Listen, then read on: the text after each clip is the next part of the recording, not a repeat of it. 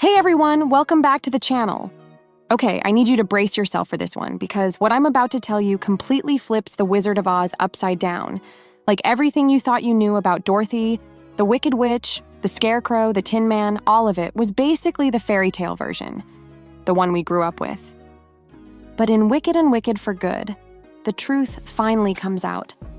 And it's way darker, way messier, and honestly way more heartbreaking than anything the 1939 movie ever showed us. And the wildest part? Once you understand how all the stories connect, you start realizing that the wizard wasn't the hero, Dorothy wasn't the chosen one, and Elphaba was never actually wicked. She was set up. Today, we're diving deep into the real Oz timeline, the betrayals, the magic gone wrong, the weather manipulation, who the Tin Man and the Scarecrow really are, and the shocking truth behind why Dorothy's house lands exactly where it does. And trust me, after this, you'll never see the Wizard of Oz the same way again. Before we jump in, make sure to hit like, subscribe, and tap the bell so you never miss a deep dive like this. All right, let's get into the real story behind Oz. Spoilers ahead for Wicked and Wicked for Good. So let's start with one of the biggest lies the Wizard of Oz ever told you, that Glinda was simply good, and Elphaba was this evil sorceress terrorizing Oz for no reason. Wicked reveals how much more complicated and honestly tragic their story really is. Elphaba and Glinda actually start off as roommates at Shiz University, and it is not some enemies to friends fairy tale.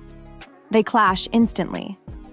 Glinda is this privileged, attention-loving social star, and Elphaba is the outcast who constantly gets blamed for her green skin and for powers she can't even control yet. But under all that mess, they slowly build a connection, a real friendship, a bond that becomes the emotional center of everything that happens in Oz later on. And here's where the truth starts coming out. Elphaba isn't wicked because she wants power. She becomes the Wicked Witch because she refuses to go along with the wizard's takeover of Oz. She's literally fighting corruption. Meanwhile, Glinda's rise as Glinda the Good is shaped by her own guilt, manipulation from Madame Morrible, and the pressure of being the perfect public figure. If anything, the wizard didn't defeat the Wicked Witch, he created her. The Wizard of Oz always acted like the Tin Man just existed, like he was some random guy who lost his heart one day and ended up hollow and metallic. But Wicked for Good reveals something way darker. Boq is the Tin Man because of a spell gone horribly wrong. Boq starts off as a normal Munchkin boy hopelessly in love with Glinda. Nessarose, Elphaba's sister, is obsessed with him, and once she becomes governor of Munchkinland, she basically forces him to stay by her side. When he finally tries to confess he doesn't love her, Nessarose panics.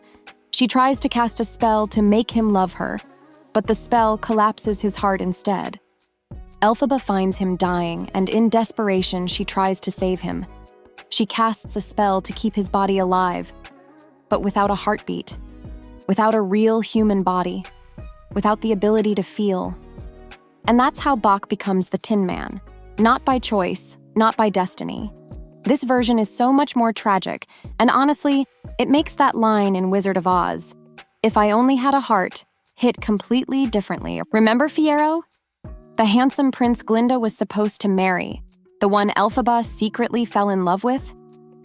Wicked for Good reveals what really happened to him, and it's honestly one of the wildest twists in the entire Oz timeline. During the climax of the story, Fiyero is captured by the wizard's guards and tortured because he helped Elphaba escape. Elphaba panics. She thinks they're killing him, so she performs an ancient spell that's meant to protect someone from physical harm. But she doesn't realize the spell doesn't preserve the body, it transforms it.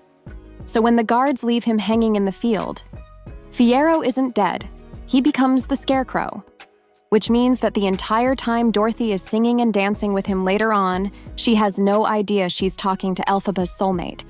Dorothy honestly has no clue what's going on in Oz.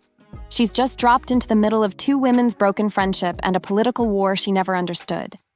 And that leads us straight into the tornado reveal. Here's where Wicked for Good completely rewrites the Wizard of Oz timeline and honestly exposes the wizard's regime in the most chilling way possible. The tornado that drops Dorothy's house into Oz? Yeah, that wasn't some random force of nature. Wicked reveals that Madame Morrible, the same woman who trained Elphaba, the same woman who secretly controlled the weather, is the one who summoned the cyclone in the first place. And here's the part that hurts the most. She didn't create the tornado to bring Dorothy to Oz. She created it to kill Nessarose. Madame Morrible overhears Glinda saying that the only way to get Elphaba back is to threaten someone she truly loves. And instead of creating a rumor like Glinda intended, Morrible takes things much further. She conjures a real tornado that directly targets Nessarose's region, and Dorothy's house is just swept along for the ride. Dorothy landing in Oz wasn't destiny, it was collateral damage. And the worst part?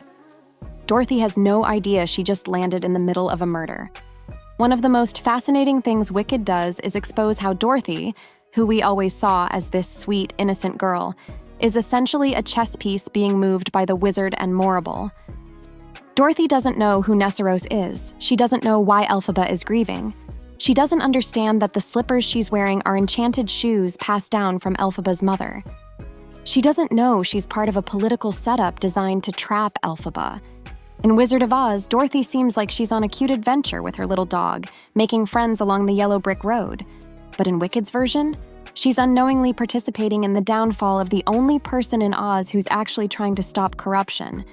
That moment when she throws water on Elphaba, the moment we've been told is heroic for decades, Wicked reframes as a complete misunderstanding. Dorothy is terrified, desperate, and trying to protect her friend, not realizing the Wicked Witch is fighting for her life. Now let's talk about the wizard, because Wicked doesn't just portray him as a fraud, it reveals something even heavier. He is Elphaba's biological father.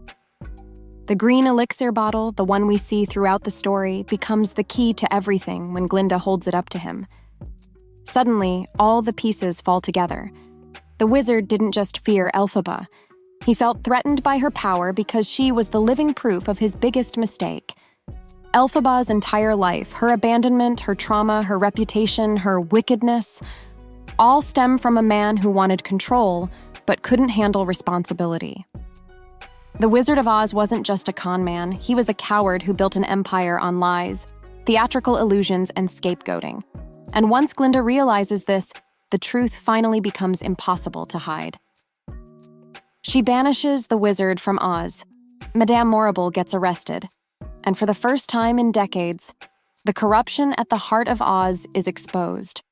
One of the greatest reveals in Wicked is the truth behind the Wicked Witch's death. We've all seen the moment a million times. Dorothy throws water, Elphaba screams, she melts, and the witch is defeated. Except, Wicked for Good rewrites that final scene completely. Elphaba doesn't die.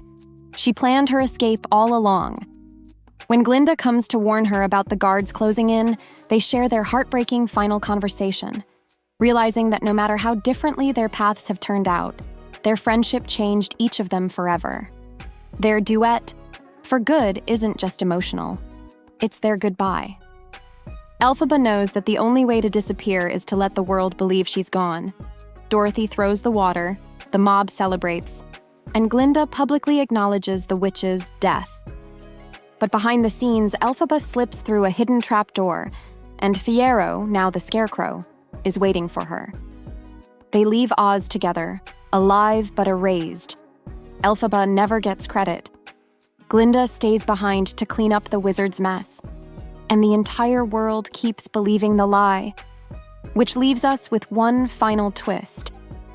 Glinda's transformation into the Good Witch has always seemed simple in Wizard of Oz. She's pretty, she smiles, she sparkles. But Wicked reveals how much trauma, guilt, and responsibility she carries under all of that. She loses her best friend. She loses Fiyero. She loses the version of Oz she thought she believed in. And she has to rebuild a kingdom that was rotting from the inside. Her final choice, to let the world believe the wizard's version of events, is partly to protect Elphaba, and partly because she knows the people of Oz need someone to believe in.